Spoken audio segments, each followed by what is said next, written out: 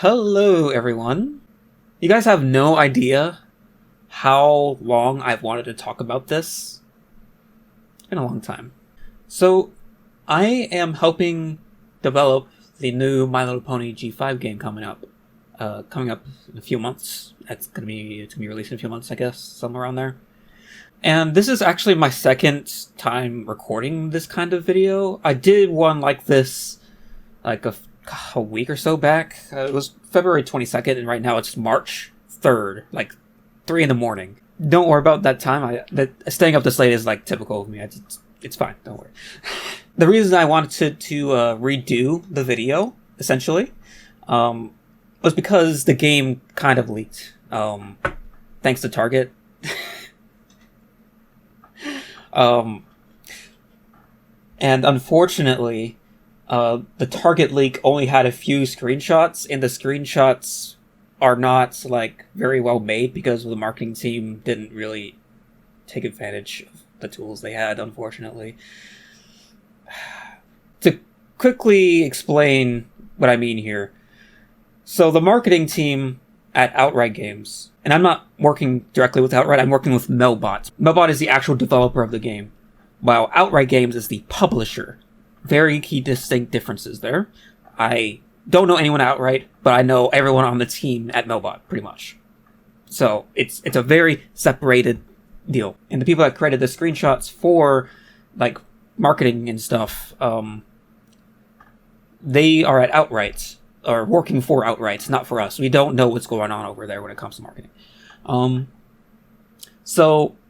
But the thing is that the marketing team had a special build of the game from a few months ago. The build is a few months old. That's like in the trailer and in those screenshots. And the build that they had allowed them to basically just adjust the camera as they wanted to. Like they could just, if they wanted a specific angle for a specific shot or whatever that they wanted to use to help promote the game, they can move the camera to whatever they want. But unfortunately, I don't want to be mean or anything, but the screenshots aren't like, it doesn't really take advantage of anything that would make things feel more dynamic or whatever. A lot of the time, they just have the camera pointing towards places that are like voids in the level that's not supposed to be visible to the camera in game, but they have the marketing camera pointing towards it, and then there's just the gap of the level. The trailer did that too, but you know, it's kind of frustrating to deal with because it just makes people think, oh, this game looks kind of weird and incomplete. And I mean, also to be fair, the game is made in 11 months, and there are going to be some problems and such, but not to the degree the marketing would imply, so it's kind of unfortunate. And also, to explain why that leak happened, originally, the trailer was supposed to debut on March 1st, which was when Target leaked the screenshots and so forth. But the trailer got delayed to next week, which is going to be March 8th, supposedly. I guess we'll see if that sticks, but mainly, I think there's some sort of logistical issue with what's going on in Europe right now. I'm pretty sure you guys can probably figure out what that could possibly be. But something came up that caused a delay logistically. So there's that. But unfortunately, when the delay was announced internally, Target didn't get the memo, and they just put the thing on their store, and now people know the game exists. Like, the game kind of already leaked already through like Australian rating system too, but like, there's no real information other than the title and like the developer name and such. But the Target showed a lot more, and it got a lot more attention. And yeah, it's annoying. And I feel like MLP in general, especially G5, from what I've noticed, is just cursed with like incredibly scuffed marketing campaigns. There's always something that goes wrong, something weird, whatever. And the issue is, we never have control over that as developers or as crew for the movie or whatever. It's frustrating. Hopefully, since Outright typically does this, they have like one trailer before the game launches, and then when the game launches, they have a launch trailer to go with the launch. If the launch trailer happens, hopefully have a little bit more input on what gets shown and so forth. But yeah, that's what we're stuck with now. But anyway, enough of that. That's the main thing I wanted to add with the new information with the leaks and stuff compared to the previous attempt I did recording this. But I might as well keep going and just redo the whole thing, right? So, with that all being said, surprise, I'm working on G5.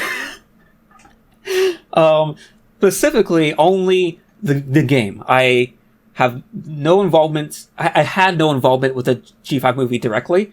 However, I did get to see a good portion of it early. I'll talk about that later. And I have basically nothing to do with the show or the series, or whatever you want to call it. There's only like a few key things I know about the series that's coming up that we had to know for the game. But like other than that, I don't know anything that's happening over there. And I also know about the 2D series thing that was announced recently too. I knew about that.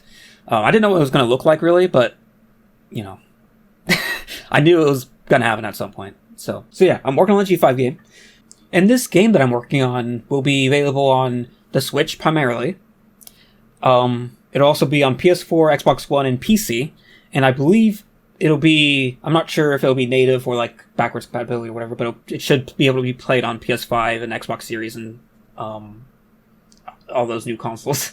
But I'm not sure what's going on there. That's not really my field anyway. But it'll be basically on anything that you have that's like not your phone.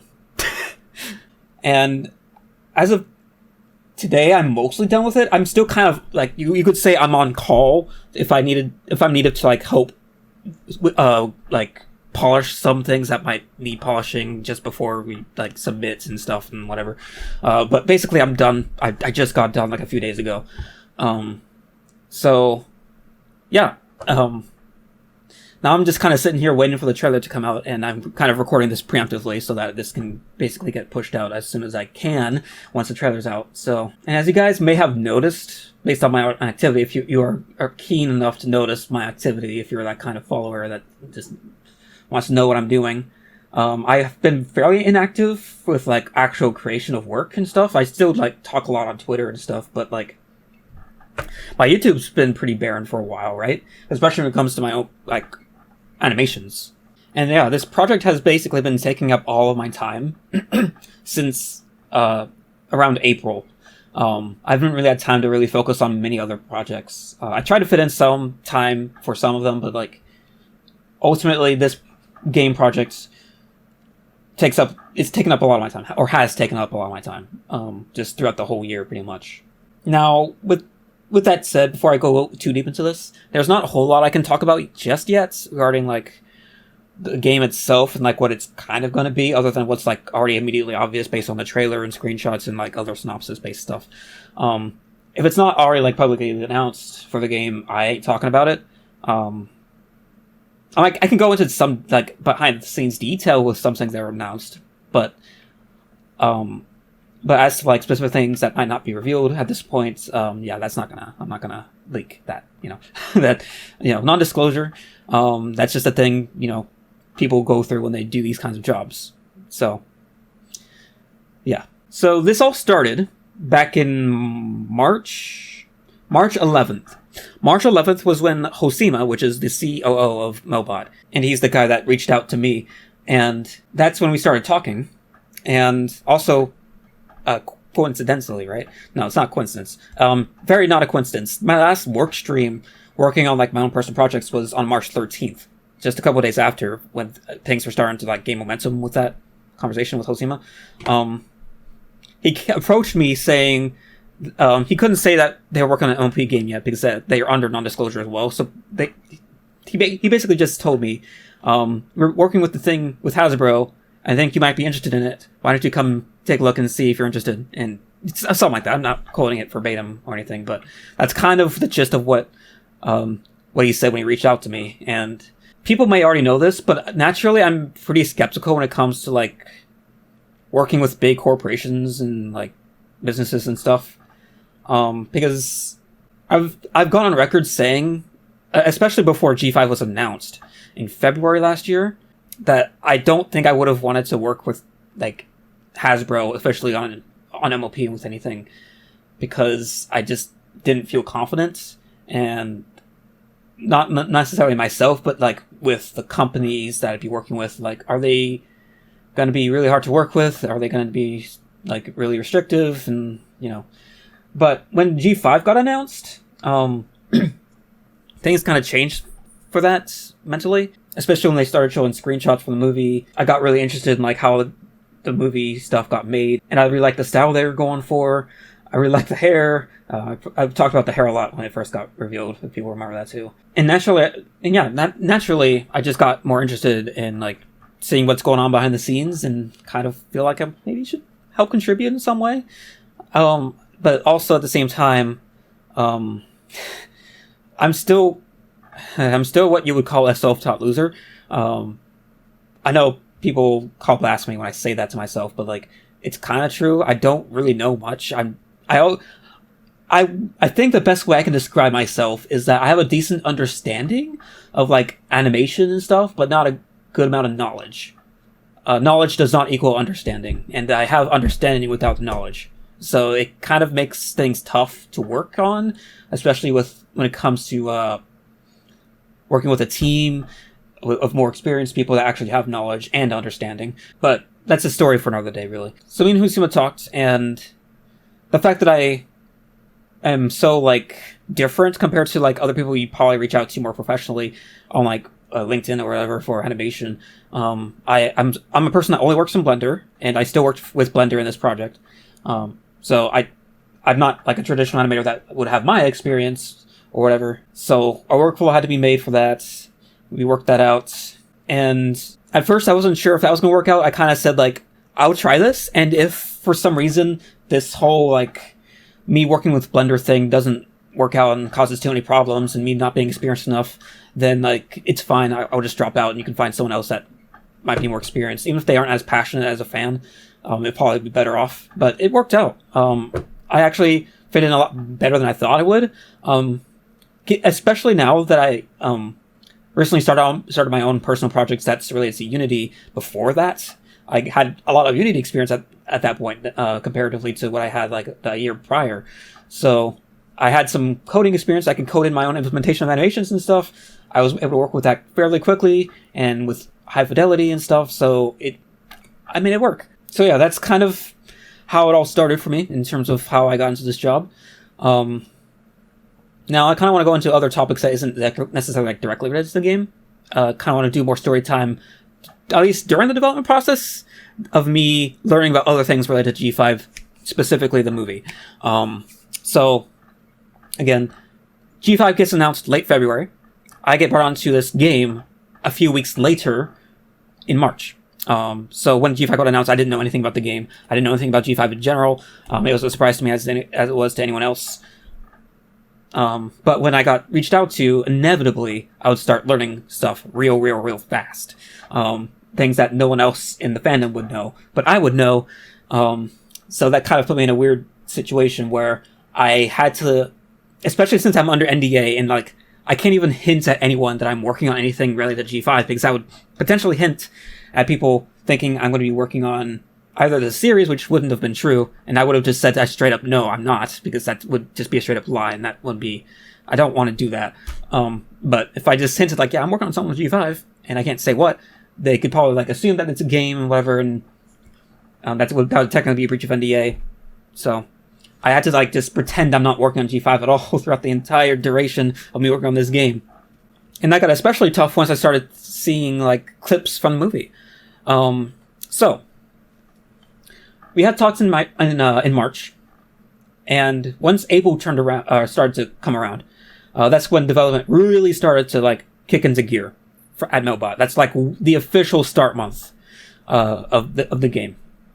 Things were getting worked out like logistically like before then, but like that's April was like the full steam ahead.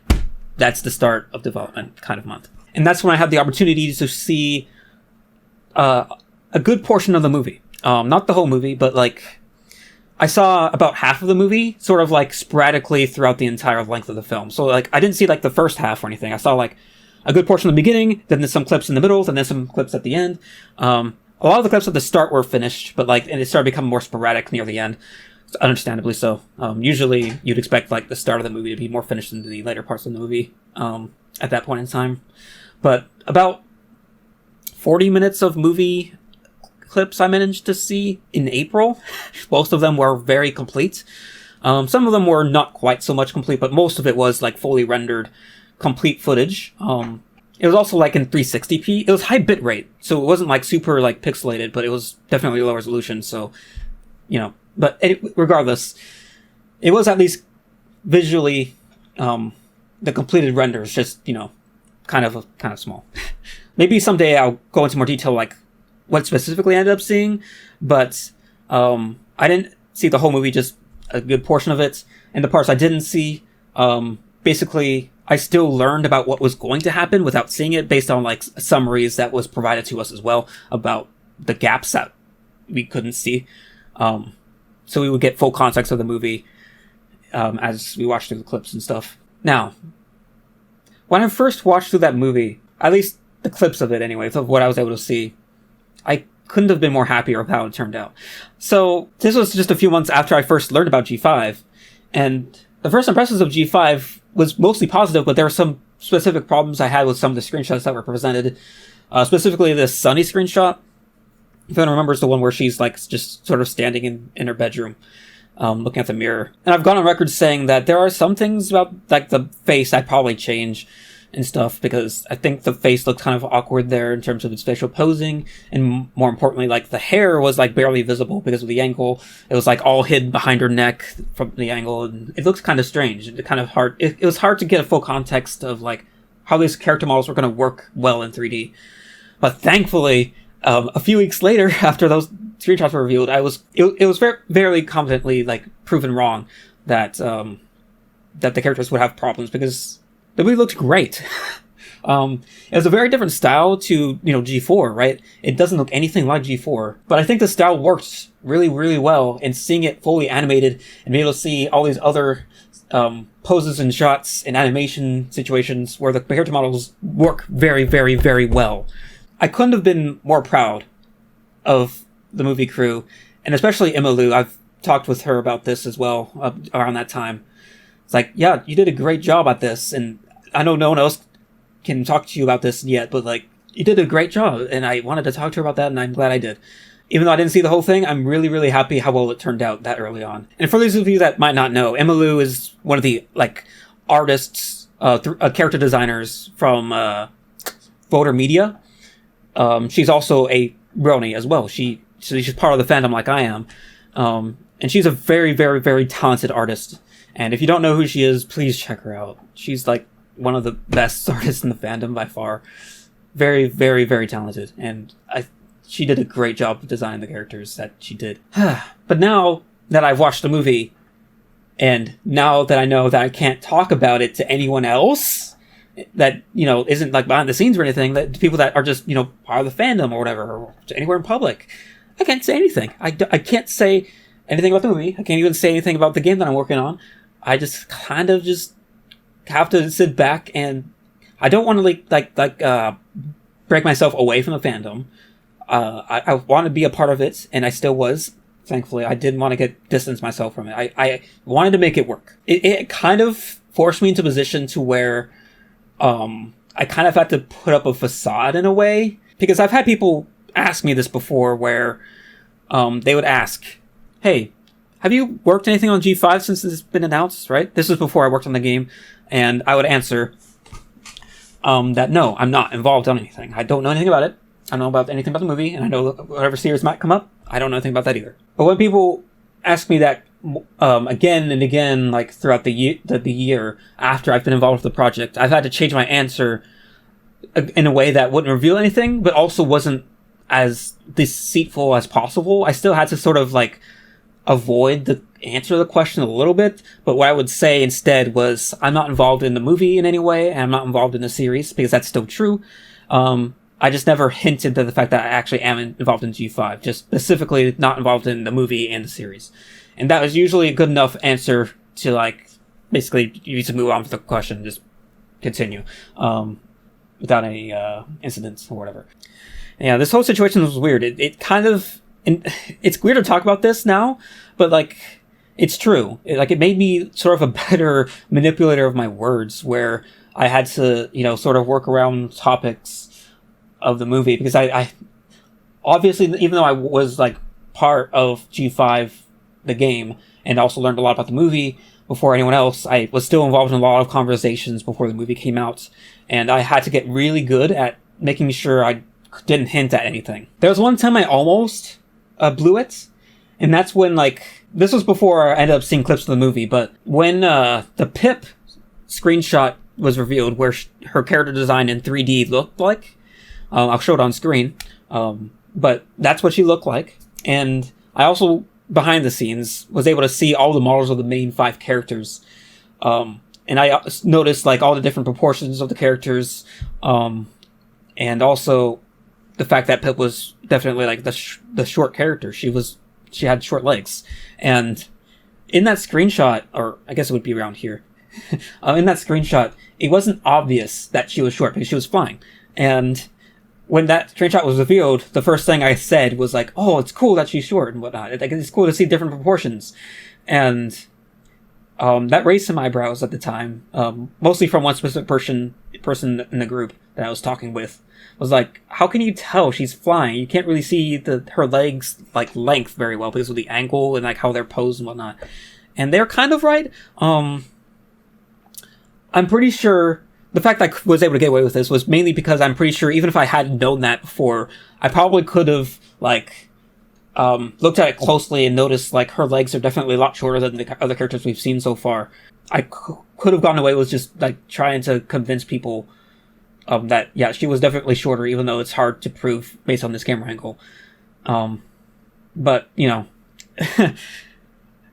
from that point on, I knew that I had to be way more careful about the things that I knew behind the scenes and things that were public. I had to make sure that was really well separated in my mind, and I had to stay on top of that. And I did a pretty good job, I think. I don't think anyone really suspected a thing, really. So, that's good. And thankfully, I didn't really have to lie that much. Of course, there were moments I definitely had to, like, skirt around a question or whatever to make sure that I didn't reveal anything, and it sucked. I don't like to lie to people. But that's just kind of how it has to be when I'm under NDA and I can't reveal anything that's, like, gotta break that deal. So, because you could get a lot of trouble doing that. So regarding, like, things I talked about after I got involved with this project, actually there's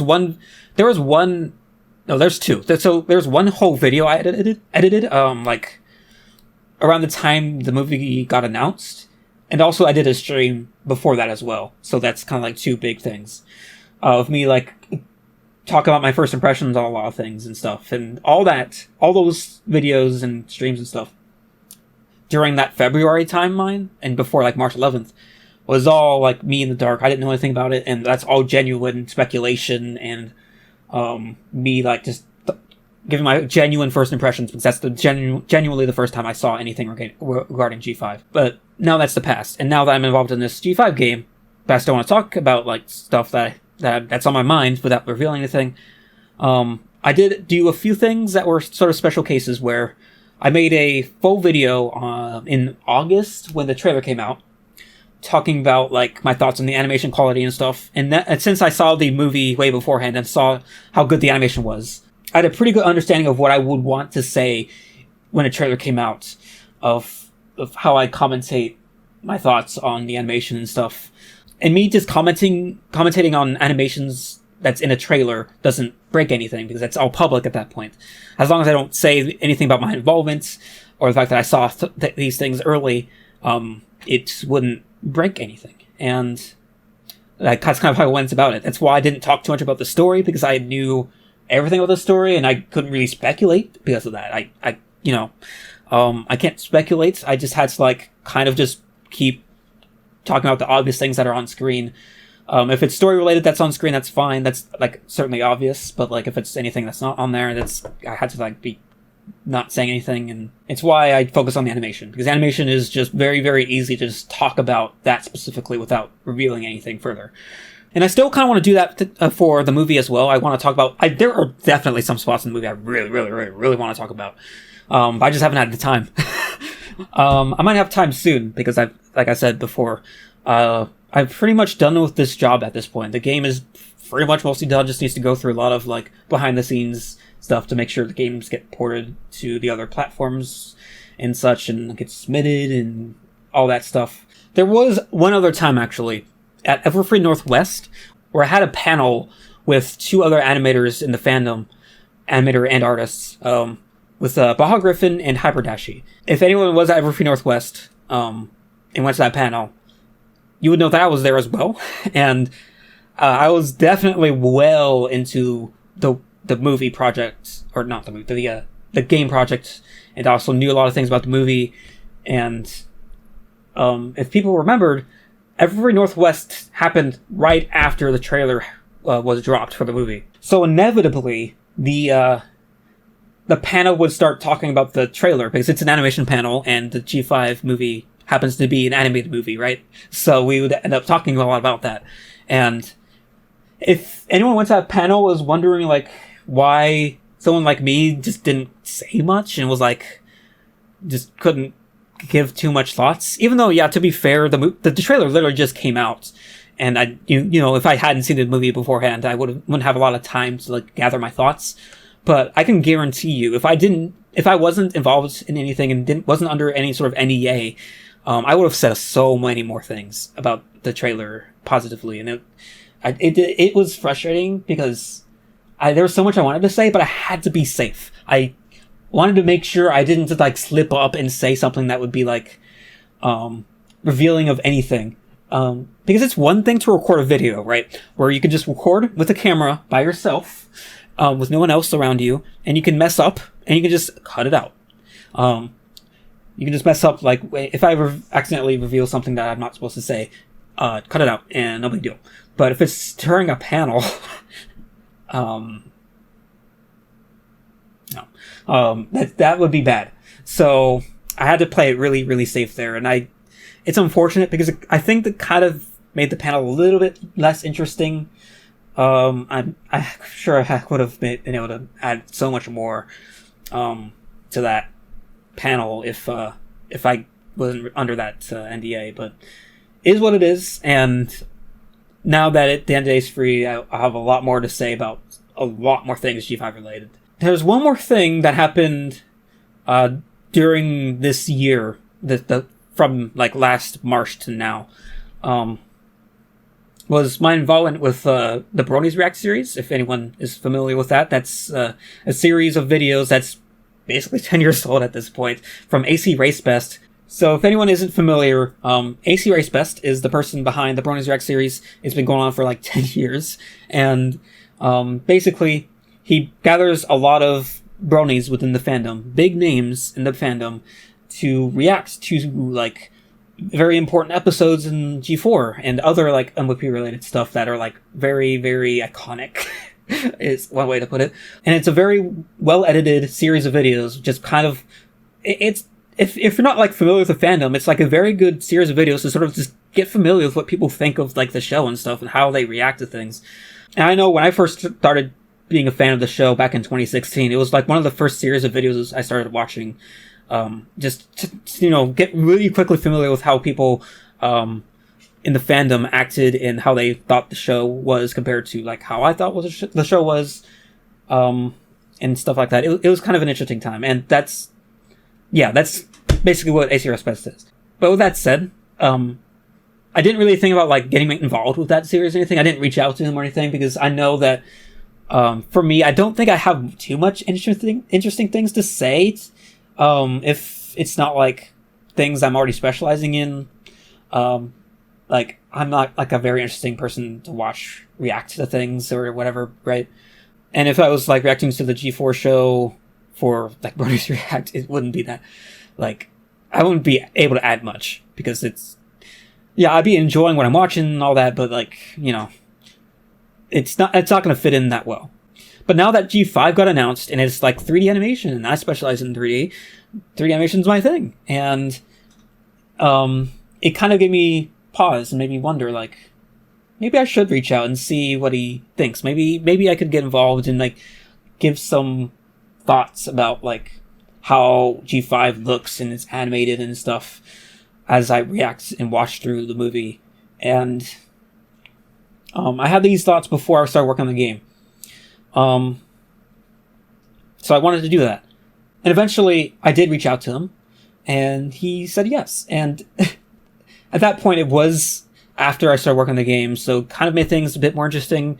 I still wanted to be in the Bronies Reacts, but it was also like, I know so many things behind the scenes, and I know I can't like give genuine blind reactions to everything, but there's also the fact that I didn't see everything in the movie yet. Even though I know the whole story, there are like the animation moments and stuff I didn't get to see yet. So like if you watch the Bronies React to the G5 movie that came out about a month ago or so, and you see my clips, and you notice parts where I am like just summarizing my thoughts instead of like reacting to stuff. Not every moment, but like that, but almost a good portion of those moments is me just like talking about thoughts of the movie that I've already seen. Especially if they're clips of me like in a different like setting where I have my camera here or whatever. It's slightly different setting. Ooh, there we go. Those moments were like me recording after the fact to make sure I had more things to say, because the moments where I had the camera here, that's when I was watching the movie for the first time completely through, with all the clips included.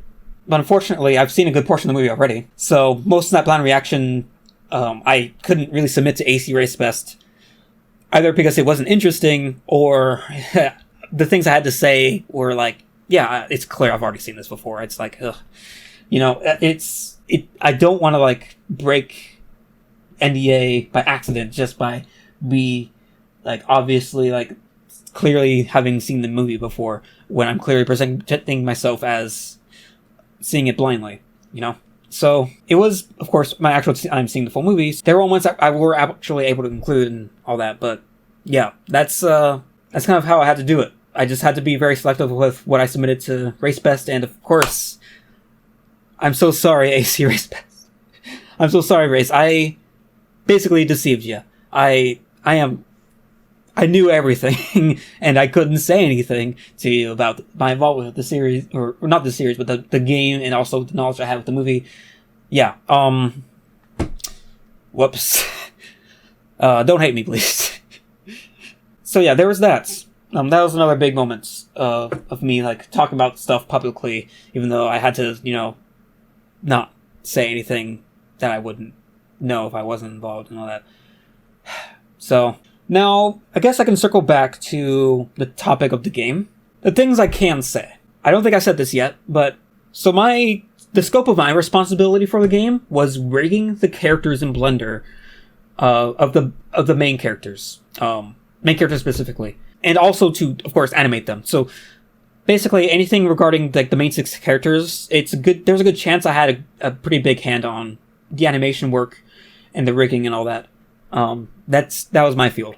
I did the main animation for the main characters. So, Sunny, Izzy, Hitch, Pip, Zip, and Sprout.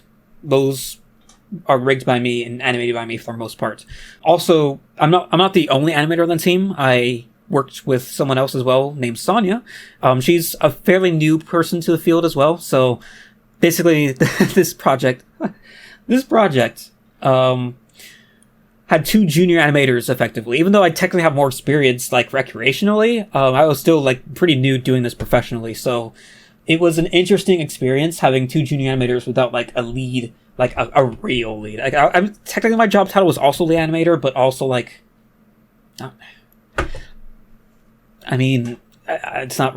I don't have experience to really call myself that, like, with any sort of like confidence. So I don't know. It's a weird situation.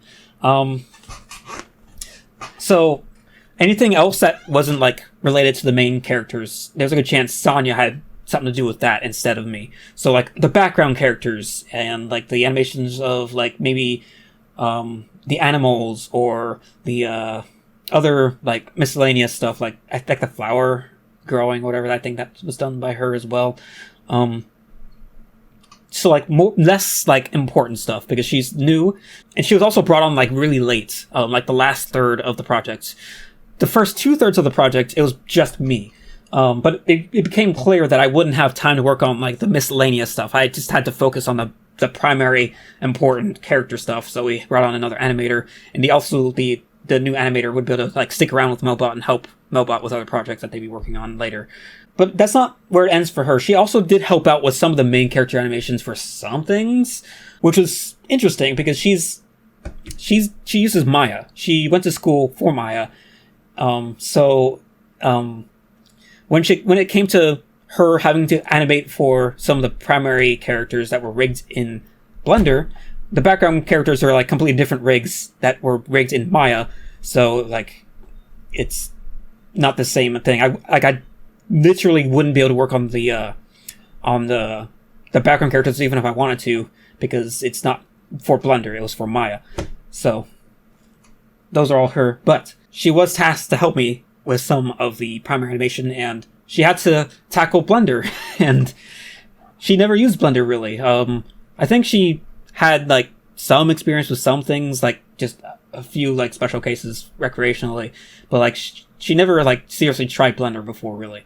So if I recall, anyway. So that was an interesting experience because I had to like sort of help her out like really quickly because there's not much time. Like this is an 11th month project, guys. Like this game is like a very, very quickly made game. Started in April and basically ended right as March began. So, you know, it's tough.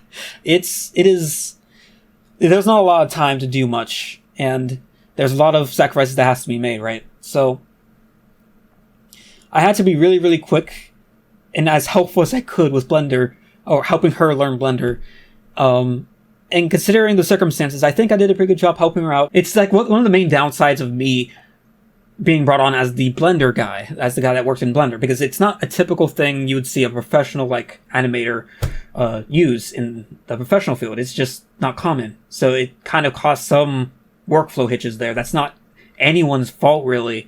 It's sort of a weird situation. So it's just kind of unfortunate that she came on late and also had to learn this new program and help me out in this short time frame. And considering those circumstances as well, she did an amazing job helping.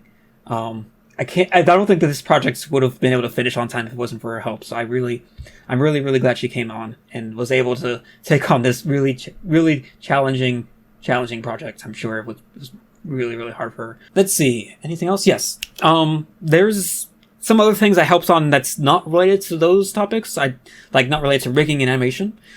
So early on in the project, there were some other miscellaneous things I kind of was able to do some stuff on because the game was still like being planned out and I didn't have a whole bunch of stuff to do. The main thing I had to work on early on was the movement system and the movement animations. So as I worked on the 3D animations for the movement of the characters and stuff, I was also heavily involved in creating the control system of how it would feel to control the character. One of the first things I mentioned when I wanted to be brought onto the team was if I were to be brought on, I wanted to be very, very, very close knit on how or closely tied to how the character was going to be controlled, because it is very, very closely related to how I would approach doing the animation work for the character movements for when the player controls the character. So I had a very good amount of influence. I wouldn't say I was fully in charge, but which is probably a good thing because I'm not the game designer necessarily, but I had a good idea of how I wanted the character to control and how I wanted it to suit my animations. So I was very adamant about that. And I'm glad I was, because I think it came to the game's benefit visually and controllability and stuff. Obviously I can't talk too much about that, especially since the game isn't out yet and people don't have their hands on that, so I can't really, it's hard to convey like how it would feel without really me being able to even show you that it, because I can't like boot up the game right now and show you because the game's not out yet and I don't have permission to show you the game directly, right? So because the game's not out, so I can't show you the specifics, but trust me, the movement system is very, very robust, and I can't wait for people to really experience it. For both, so like running around, walking around, slowly walking around, or rollerblading. All of those systems I spent a lot of time on, and I'm really, really glad how it turned out, and I can't wait for people to really, really see how it looks and how it feels. I don't think the trailer really shows that off too well, because a lot of the trailer it shows like a lot of straight moving, which isn't particularly interesting. But you know, I'm not in charge of marketing. I can't say anything how they should be doing their work, but you know, that's a thing. Anyway, but yeah, I had a lot of influence on that. The control system, of course, I did the animation for it, but I also had a lot of influence on the system behind, like how it feels to control and how the character should react to the player input and stuff. So, really happy about that. And the other miscellaneous thing was the hair shader, which is kind of an interesting like thing I did as well. That's like perhaps unexpected. The hair shader was an early thing we needed to work on, right? Just because we were planning how the characters should look. So early on, the characters were kind of being figured out how we needed to like create the art assets for the characters and how they should look. And Enrique, who's the senior like artist, like lead artist director. What's his job title? Like, I think technically it's just art director, but he's a senior. He's been in the business for a while. And so when we were talking about how the characters should look, one of the things that came up was like, how are we going to do the hair? Thankfully, Hasbro was able to provide like meshes and stuff of the hair. So like we were able to receive all of, like the Maya files of the main characters. So all the 6 characters. So that included the rigging and all that. And also those files included mesh versions of their hair. So we were able to like rip those and use those for the hair for all the characters. So the mesh and model thing was figured out pretty early on. But another thing that we needed to figure out was, how was it going to get shaded? And a thing that came up, Enrique knew that I was a fandom like 3D artist for MLP before, and he wanted to know like how I did the hair on my models. How was the hair done on mine? And I basically, I'll have something on screen for this as well, but basically how the hair works on my models, on my own personal, non-professional, like all by myself kind of deal, those models, they are made with layers. The hair is basically just a bunch of layered meshes stacked on top of each other with different hair patterns throughout the layers to sort of get the hair depth, but it's not actual hair particles.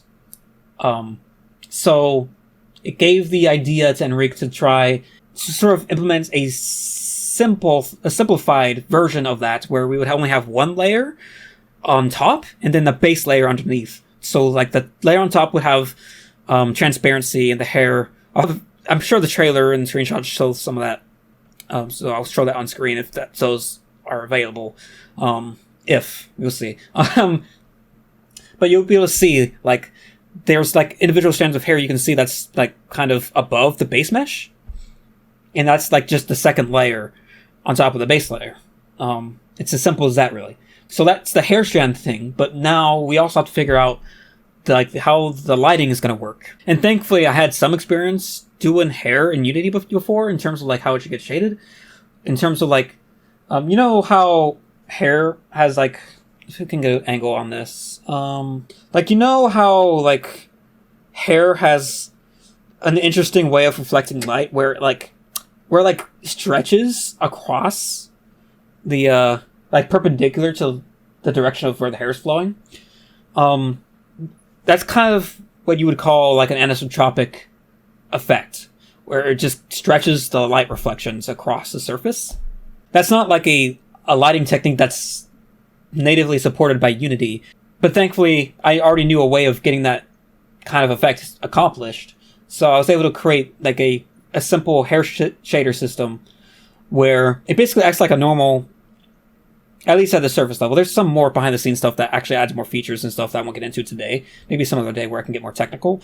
But basically, it's like any other shader, but it allows the hair to receive like specular reflections from the directional light, which is like the sun and stuff, to get stretched across, like I talked about earlier. Which is like a very, very important thing, in my opinion, to make sure hair looks like hair. If hair specular reflections is just like a sphere, like it would be on like a normal round surface, like a round ball or whatever, it wouldn't look very good at all. It would look very, very fake and not feel like hair. So I'm glad I was able to help out with that early on, because if I wasn't able to do that, I'm not sure if it would have been able to get done. There might have been some like third-party systems that could have been implemented, but ultimately I'm glad I was able to create something like in-house, so that if we needed like a feature that the hair shader needed to accomplish, we could add it, because I'm the one that created it, and I know like how it's made, and I know how I can implement it without interfering with other things. And if you had something third party and it doesn't support a feature, it'd be way harder to work with and all that. So I'm glad I was able to help with that as well. Now that the hair shaders thing is out of the way, there's one more thing I really want to talk about that I didn't get to just yet, and that's the facial rigging of the models of the main characters. Whoo! It is very robust. I'm really, really happy with how it turned out. So, story time. Again, sort of a technical story again, but, you know, that's kind of how I roll. So, strap in. I'll try to make it easy to understand and try to brief in it a little bit. But so, what, like I referred to before, the Maya files we received of all the 6 characters, the main 6 characters, included the rigging. So, none of that rigging could be reused for the game, pretty much. So when I did the rigging in Blender for the body and stuff, I basically did all that from scratch. Some of like the bone positionings of the joints, I did carry over to make sure like the joint positions weren't like out of place. So like, especially for like the limbs and stuff, I wanted to be very careful with where I placed the joints, because those are very, very important joints to get right. And make sure it was in line with the movie, so that was done correctly. But when it came to the face, of course, again, just like the rigging from Maya as a whole, it's not like the facial rigging is an exception. The facial rigging couldn't carry over to the game, because the game, the game's a game. It has to run in real time, and we're also targeting the Nintendo Switch as our primary platform, because that's kind of where it's expected to sell the most, and that's kind of where we want to make sure the game was optimized for from the start. So that we had the Switch as a base platform, so we want to make sure the Switch can perform well with the game in the Unity engine as well, which Unity has its own overhead as well, so we had to be aware of. And yeah, it was optimizing the game for the Switch was an interesting challenge, but maybe a story for another day. But I had to come up with a system for the facial rigging that was cheap, but also still held enough fidelity to be used for animations that I would be satisfied with. I could have gone away with something simple, probably, but I wouldn't be happy with it. Because, especially with something that I'm really passionate about, being like MLP and stuff, I've been an avid fan of it for so long at this point.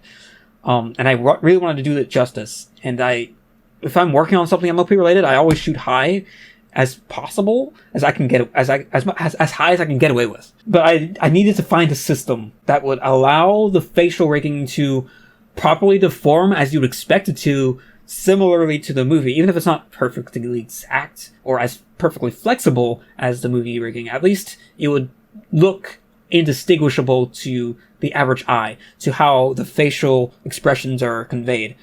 How would I do that? Well, there's a thing in 3D animation and modeling called shape keys. They're also called blend shapes or morphs.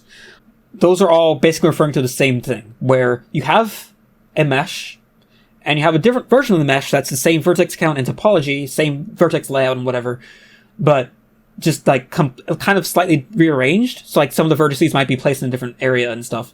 And you can implement that as a shape key that can be put into a slider. So you can have the slider that's like from 0 to 1, and you can have a sort of intensity scaler where if you want to blend between these two shapes, you can have like 0.5 and it'll be like 50% this shape and then 50% this shape. It's like an in-between of that. And that's been a thing in 3D animation and modeling for decades at this point. It's a really, really old technology.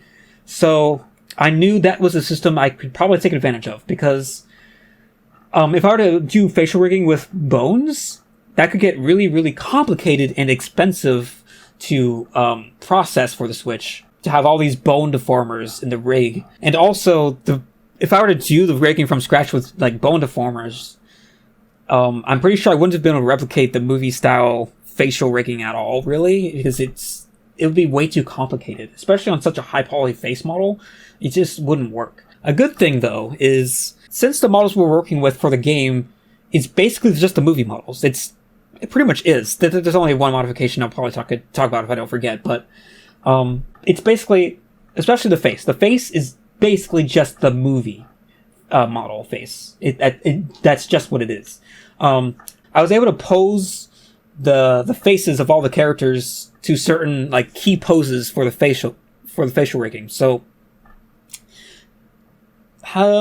this will be weird to explain, but here's kind of how I did it. When I was able to pose the models in Maya, I was also able to export the base deformation of the mesh for the face into like an OBJ file.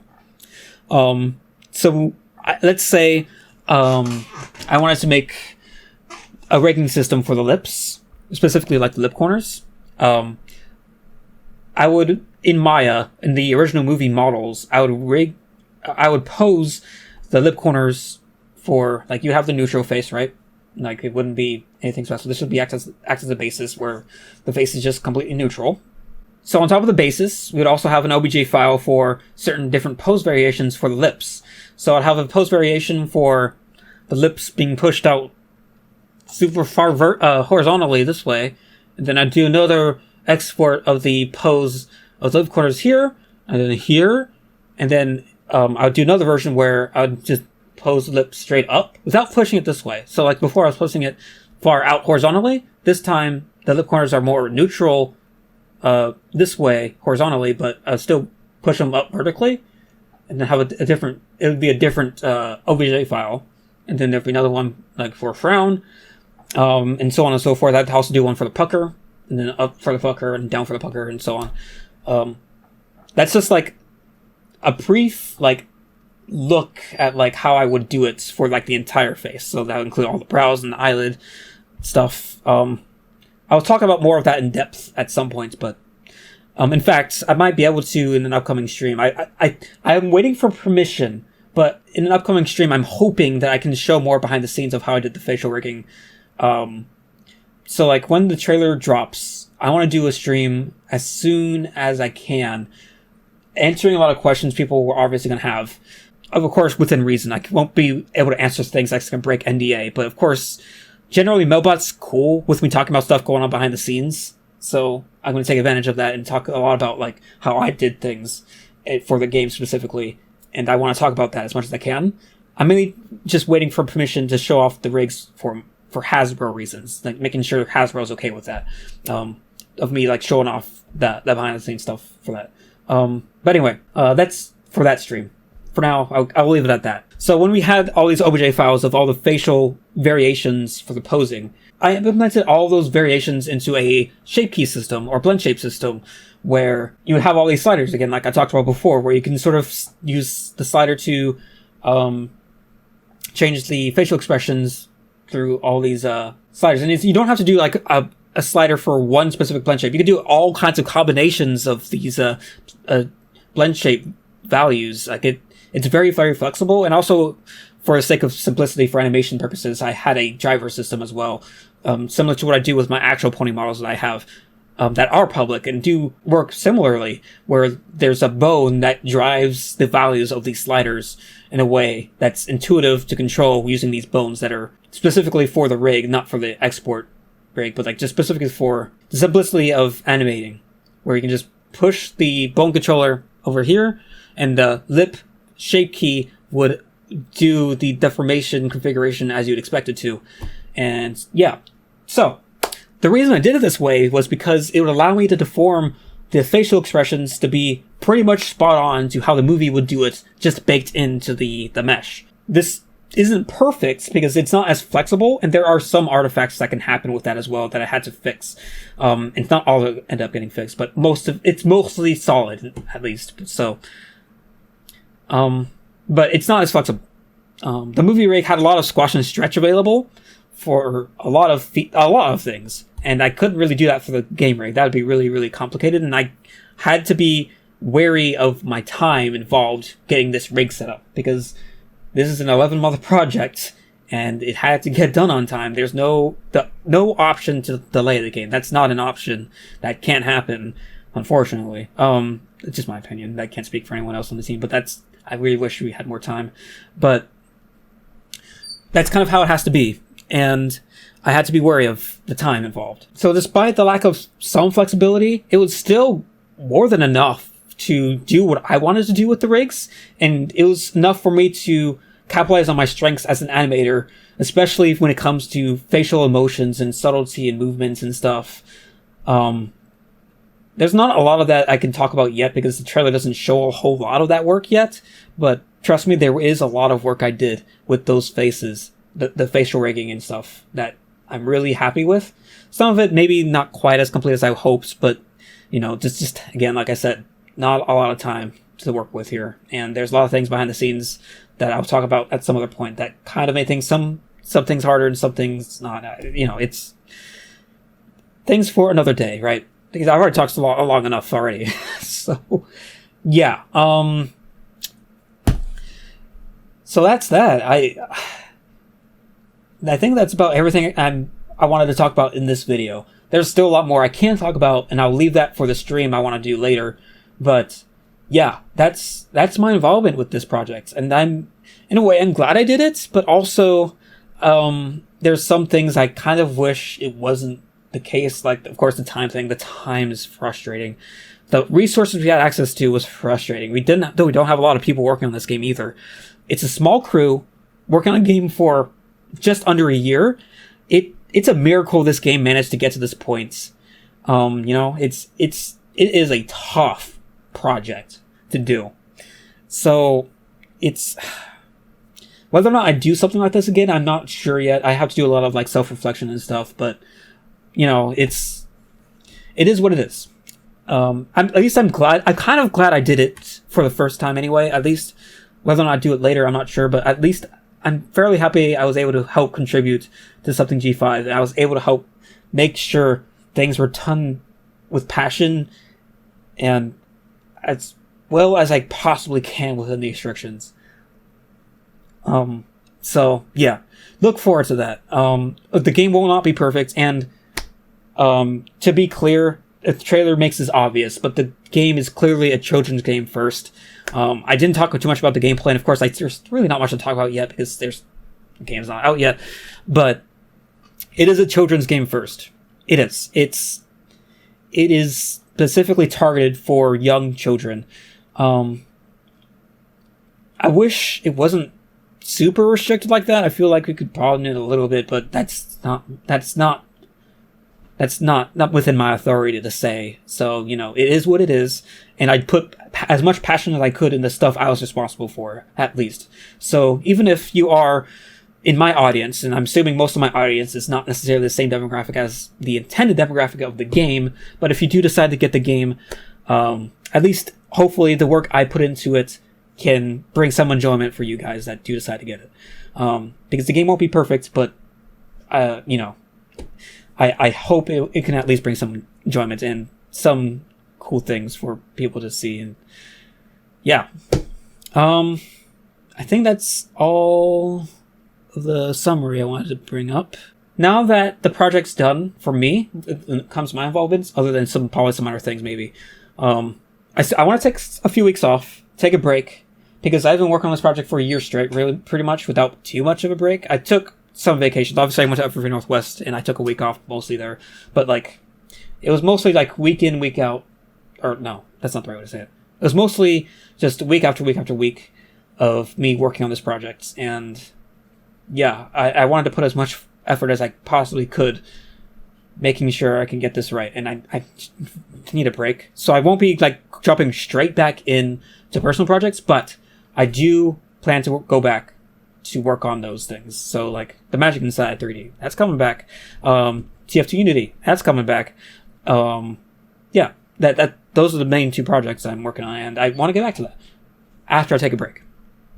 So, but I still want to do that stream I talked about earlier. I want to catch up with everyone I haven't been able to talk to for a year, and I also want to talk about a lot about this project, and it'll be interesting. I can't wait for that. And with that said, thank you guys for watching, and I know I rambled for a long time, but at least I hope you guys found this pretty interesting. There's so much to say still, and yeah, I can keep going, but I'm not going to. I'll see you guys later. I'll see you guys in the stream, and yeah, see ya. Yeah, I want to stop stalling.